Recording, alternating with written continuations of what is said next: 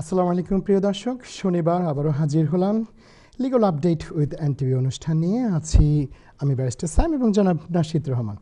চারদিকে একটি বিষয়ে আলোচনা, ব্রেক্সিট কবে হচ্ছে, কখন হচ্ছে, কিভাবে হচ্ছে, একটা সম্ভাবনা, একটা আশঙ্কা, সব কিছু নিয়েই এখন পার করতে হচ্ছে যারা ইউরোপে বসবাস করছেন সবাইকে। সুতরাং আজকের বিষয়বস্তু হচ্ছে Brexit, the future of EU migrants and immigration regime. Nashid ভাই, জি, সবার শুরুতে জানতে চাইব ব্রেক্সিটের সর্বশেষ অবস্থা, দর্শকদের উদ্দেশ্যে আপডেটগুলো বলুন। আমরা বিগত 2 বছর ধরে শুনে আসছি 29শে মার্চ। গত পরশুদিন এই 29শে মার্চটা পিছিয়ে গিয়েছে। 27টি রাষ্ট্রের রাষ্ট্রপ্রধানের সাথে ব্রিটেনের সরকার প্রধান তেরেসা মে সম্মেলন করেছেন। রাত্র 12টার পর তারা একটা সিদ্ধান্তে উপনীত হয়েছেন যে 29শে মার্চ নয়, যদি নো ডিল হয় তাহলে 12ই এপ্রিল। আচ্ছা, আর যদি ডিল হয় তাহলে 22শে মে। 12ই এপ্রিলে বলতে হবে তোমরা কিভাবে বের হয়ে যাবা।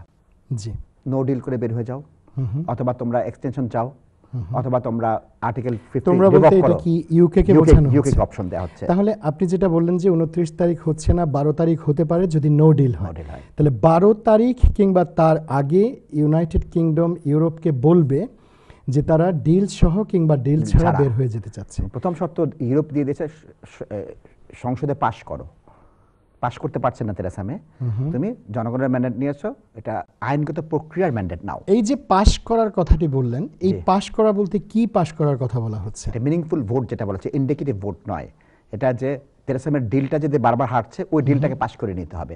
কারণ ওই ডিলটা তো ঐক্যমতের ভিত্তিতে ইইউ এবং ব্রিটেন পাশ করেছে যে আমরা এই ডিল চাই। জি, সংসদ সেটা চাচ্ছেন না। কিন্তু সংসদ তেরেসা মের যে ডিলটা ইউরোপের সাথে সেটা মেনে নিতে চাচ্ছে না। এটা তো কেন বারবার- মেনে নিতে চাচ্ছেন না? এখানে আপনার ব্যাকস্টপের বিষয় আছে, কমন মার্কেটের বিষয় আছে, এই আপনার উত্তর আয়ারল্যান্ড এবং ইউকের মধ্যে যে চুক্তির বিষয় আছে সেটা আছে। অনেকে চাচ্ছে নো ডিল, যেরকম যেটা আছে আপনার কনজারভেটিভ পার্টির হার্ড লাইন ব্রেক্সিটিয়ার, তারা এক ধরনের চাচ্ছে। আবার প্রো ইউরোপিয়ান যারা আছে 100% ইউরোপের সঙ্গে থাকতে চাচ্ছে। বাট সহজভাবে আমরা কি বলতে পারি যে যে ডিলটা এখন ইউরোপ এবং তেরেসা মের ডিল, জি। সেই ডিলটা ইউকের জনগণের পক্ষে যাচ্ছে না, সেজন্যই সংসদে সেটা হেরে যাচ্ছে? এটা বেশিরভাগ লোক বলছে, বেশিরভাগ পার্লামেন্টারিরা বলছে। এবং হচ্ছে কি, এটা তো একমুখী নয়।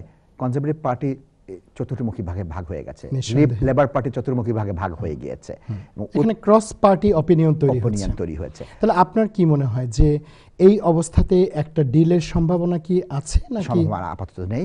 আমরা গতকালকে গার্ডিয়ানে দেখেছি যে 3,500 সৈন্য নামানো হচ্ছে রাস্তায়, নিউক্লিয়ার বাংকারগুলোকে অ্যাক্টিভেট করা হচ্ছে। এমপিদের বলা হয়েছে তোমরা পাবলিকলি চলো না, জো কক্সের মতো তোমাদেরকে আক্রমণ করা হতে পারে, হত্যা করা হতে পারে, তোমরা ট্যাক্সিতে চলো। কারা হত্যা করবে বলে মনে হচ্ছে বা সরকার মনে করছে? উগ্রপন্থী ব্রেক্সিটিয়াররা ইউরোপপন্থীদের আক্রমণ করবে, উগ্রপন্থী ইউরোপিয়ানরা ব্রেক্সিটিয়ারদের আক্রমণ করবে। তাহলে তো ভয়াবহ একটা পরিস্থিতির সম্মুখীন হবার যথেষ্ট আশঙ্কা রয়েছে বলে আমি মনে করছি। সেই প্রস্তুতি সরকার নিয়েছে।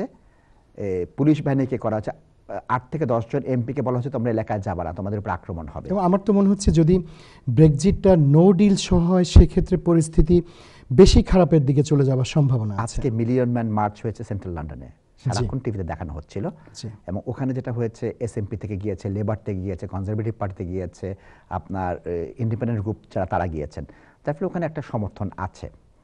আবার ব্রেক্সিটের পক্ষে তারা বলছে আমরা তো ভোটে জিতে গিয়েছি, এখন তোমরা যাই বলো। নাশিদ ভাই, একটা বিষয় Please. এটা ঠিক বোঝাটা খুব কঠিন হয়ে দাঁড়াচ্ছে, সেটা হচ্ছে এমপিরা হ্যাঁ, যে ডিলটা হচ্ছে সে ডিলের পক্ষে তারা সায় দিচ্ছেন না, না, কিন্তু তারা ব্রেক্সিটের পক্ষে রয়েছেন। বিশাল অংশ ব্রেক্সিটের পক্ষে এটার আছে। কারণটা কি? তারা ব্রেক্সিটটা, আমি বিশাল অংশই বোঝাচ্ছি, সবাইকে জি। বোঝাচ্ছি না, কিন্তু ওভারওয়েলমিংলি হচ্ছে চাচ্ছে ব্রেক্সিট হোক, জি। কিন্তু ডিলটাকে তারা মানছে না। এই যে কিন্তু যেখানটাতে এই দাবিটা করা হচ্ছে যে ব্রেক্সিটের জন্য আরেকটা রেফারেন্ডাম চাওয়া হোক, সেই জায়গাটা আটকে আছে কেন? সেক্ষেত্রে একটা আছে যে যেমন জেরেমি করবিন অনেক দিন এর পক্ষে ছিলেন, এখন সরে আসছেন, বলছে যে এটা পৃথিবীর ইতিহাসে একটা গণতন্ত্রের সাথে বেইমানি হবে। কিন্তু সেকেন্ড রেফারেন্ডামের জন্য একটা অনলাইন ভোটাভুটি হচ্ছে, সাইনিং ক্যাম্পেইন হচ্ছে, এটা একটা সেখানটাতে আমরা জানতে পেরেছি যে আইনগত প্রক্রিয়া। ওয়েবসাইট ক্র্যাশ করেছে। হ্যাঁ, আর আইনগত প্রক্রিয়াটা কি, আপনার এটা পার্লামেন্টে পাশ করতে হবে, জি, এবং এইটা কি ম্যান্ডেটরি নাকি এটা অক্সিলারি, এটা বলতে হবে। ভোটের কি কোশ্চেন হবে, কতবার বলছেন ইউতে থাকবা কি থাকবা না, এবার ভোটে কি কোশ্চেন দিবেন, এটা নিয়ে মামলা হয়ে যাবে আপনার, অ্যাবসলিউটলি দীর্ঘমেয়াদী হবে। সুতরাং আরেকটা জিনিস হচ্ছে কি, যে বলবে যে আমি ভোট দিয়ে মরে গিয়েছি, আমি ভোট দিয়ে আমেরিকায় চলে গেছি, আমি ভোট দিয়ে অসুস্থ হয়ে গিয়েছি, আমার এই ভোটের রায়টা কেন হলো না? অ্যাবসলিউটলি। সুতরাং আপনি একজন ভোটার হিসেবে যৌক্তিক বলতে পারেন। যৌক্তিক। দ্বিতীয় হচ্ছে ওই ভোটে রিমেনের পক্ষে আসলেন, আমি আরেকটা ভোট চাবো, আমি ব্রেক্সিটের পক্ষে। একটা বিষয় আমরা চারদিকে শুনতে পাচ্ছি কানাঘুষা, যেটা হচ্ছে যে যারা এই ব্রেক্সিটের পক্ষে ভোট দিয়েছিল তখন, আজকে যদি ভোটাভুটি আবার হয় তারা হয়তো ব্রেক্সিটের পক্ষে থাকবে না। এটাকে আপনি কি চোখে দেখছেন? এটা দেখি টনি ব্লেয়ার বলেছিল আমি ইরাক যুদ্ধে যাব না, ইলেকশনের আগে বলছে, যুদ্ধে গিয়েছে। আপনি কি তার প্রধানমন্ত্রী চেঞ্জ করেছেন? না, সেটা করা হয়। নিক ক্লেগ বলেছে আমি স্টুডেন্ট টিউশন ফি মকুফ করে দেবো, 9,000 করেছে। আপনি তাকে পদত্যাগ করিয়েছেন? তেরেসা মে বলেছে আমি চাইল্ড বেনিফিটের উপরে কোনো ট্যাক্স আরোপ করবো না, সে করেছে। তাকে করেছেন? রাজনীতিবিদরা মিথ্যা কথা বলে, মিথ্যা কথা বলে ক্ষমতায় আসে, তাদের ম্যান্ডেট ভুল দেয় সারা জনগণের সাথে ক্ষমতায় যাওয়ার জন্য। আর এটা জনগণকে একটি প্রশ্ন করেছেন, তুমি কি ইউরোপে থাকতে চাও কি চাও না? এটা কিন্তু 50টা নীতি নিয়ে কিন্তু ম্যান্ডেট দিয়ে ইলেকশন হয়নি, সিঙ্গেল ইস্যুতে সেখানে জনগণ রায় দিয়ে দিয়েছে। এখন তুমি সেটা ডেলিভার করতে পারতেছ না, এটা তো সরকারের ব্যর্থতা। কোনোভাবে আপনি কি ব্রেক্সিটের পক্ষে খুব শক্তিশালী অবস্থান? আমি নিজেও সেটার পক্ষে, এবং আমি মনে করি যে যুক্তরাজ্যে যারা বসবাস করছেন, যারা ইউরোপ থেকে এসছেন কিংবা অন্য দেশ থেকে যারাই যেভাবে এসছেন, তাদের জন্য ভবিষ্যৎ সম্ভাবনাটা অনেক বেশি উজ্জ্বল ব্রেক্সিটের পরে। এটা আমি ব্যক্তিগতভাবে মনে করি, কিংবা অনেক পরিসংখ্যান, অনেক যোগ বিয়োগের খেলাতেও সেটা কিন্তু মনে না করবার কোনো কারণ নেই। অ্যাবসলিউটলি। ব্যারিস্টার সাহেব, এখানে একটা বিষয় যেটা বলা হচ্ছে যে আপনার ইউ সেটেলমেন্ট স্কিমটা পরিপূর্ণভাবে 29শে মার্চ থেকে শুরু হওয়ার কথা, এটা কিন্তু পিছায় নেই, এটা পেছায়নি। ওই তারিখে অফিসিয়ালি ওই দিন শুরু হবে। এখন সরকার যে টালমাটালে পড়েছে, এবার যে আপনার ফি বাড়াতে পারেনি, এরকম সরকার কি করবে আমরা জানি না, কারণ তার অস্তিত্ব নিয়ে সে হুমকির সম্মুখীন। সাজিদ জাভেদ সাহেব প্রধানমন্ত্রীর দৌড়ে এগিয়ে আছেন। আচ্ছা, এখন ডিটেনশন নিয়ে ভয়ঙ্কর তার বিরুদ্ধে একটা পার্লামেন্টারি ফাইন্ডিং আছে, তিনি সেটা নিয়ে উদ্বিগ্ন নয়। ইদানিং তো উনি আবার ডিটেনশনের দিকে মনোযোগ দিয়েছেন, অনেক মানুষকে এনকাউন্টার করা হচ্ছে। এবং আমি অনেক ক্ষেত্রে লক্ষ্য করেছি নাশিদ ভাই, এনকাউন্টারগুলো সবগুলো আমি কিন্তু আইনগত দিক বিবেচনা করে স্যাটিসফাইড হতে পারছি না, কারণ অনেককেই ডিটেইন করা হচ্ছে যাদের হয়তো লিগাল রাইটস এখনো, লিগাল রেমিডিজগুলো এখনো পারসিউ করবার সুযোগ আছে, কিংবা 108 পৃষ্ঠার জাজমেন্ট এসেছে cross party parliamentary home office affairs committee থেকে, তারা এটা তুলে ধরেছে। এবং এটা মানি মেকিং মেশিন, G4S সহ কিছু প্রাইভেট কোম্পানি দেওয়া হয়েছে, তারা শুধুমাত্র প্রফিটের জন্য এটা করছে। আমি তো বলবো যে কমপ্লিটলি আনএথিক্যালি অনেককেই এই ভিকটিম করা হচ্ছে, এবং এটার বিরুদ্ধে আইনগতভাবে কোনো চ্যালেঞ্জ করবার সুযোগ আছে বলে কি আপনি মনে করেন? 2-3টা হয়েছে, যেরকম আপনার 72 ঘন্টার ডিপোর্টেশন উইন্ডোটাকে ইলিগ্যাল ঘোষণা করা হয়েছে। জি। এখন যেটা হয় কি, একটা হচ্ছে আপনার ইন্ডিভিজুয়াল ব্যক্তি হিসেবে আপনি জুডিশিয়াল রিভিউ করেন, আর পলিসির বিরুদ্ধে করেন। পলিসির বিরুদ্ধে সাধারণত হয় না ব্যারিস্টার সাইম সাহেব, কে করবে বলেন এই পয়সাটা? কি এটা এনজিও গুলো করে? আপনার খুব খরচ সাপেক্ষ, পিআইএল বা পাবলিক ইন্টারেস্ট, হ্যাঁ, সেখানটাতে যদি বড় কোনো প্রতিষ্ঠান এগিয়ে না আসে। আমি একটু অ্যাড করতে চাই, আপনি বলছেন এটা অনৈতিক, প্রথমত অবৈধ। হ্যাঁ, অবৈধের পর অনৈতিক আসে। অনৈতিকটা বললাম আর কি মনের কষ্টে।